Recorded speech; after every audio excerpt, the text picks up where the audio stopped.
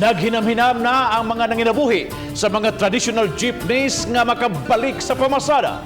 Gihikay na sa Mandaue City Hall aron makabiyahe na pagbalik ang mga traditional PUJ. Gisiguro sa syudad nga matuman sa mga PUJ drivers ang mga rekisitos sa di pa sila makapamasada. Ang report ni Nico Sereno. Usa ang driver nga si Jimmy Eslera sa labing naapektuhan sa pag-igo sa pandemya. 7 ka buwan na siyang wala makapamasada sa iyang gimaneho nga jeepney nga may rota nga 21A o Mandaue Manalili. Karon, gihimo na lang pang service sa ilang pamilya ang jeep nga iya sa iyang igsuon. Pangumpra, hatod kuha sa trabaho sa mga sakop sa pamilya ug ubang mga buluhaton. Wajud sir.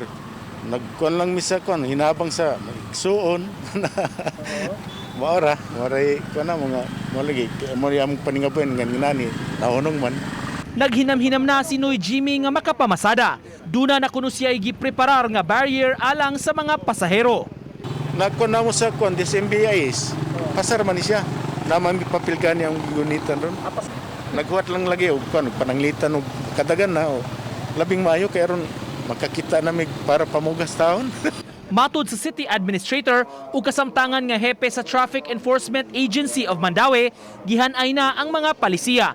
Makigtigom ang dakbayan sa LTFRB kabahin niini. Matod ni Attorney Jamal Kalipayan, kung matigayon kini, maghinay-hinay na sab ang transition gikan sa mga buses nga maoy primary public transportation karon.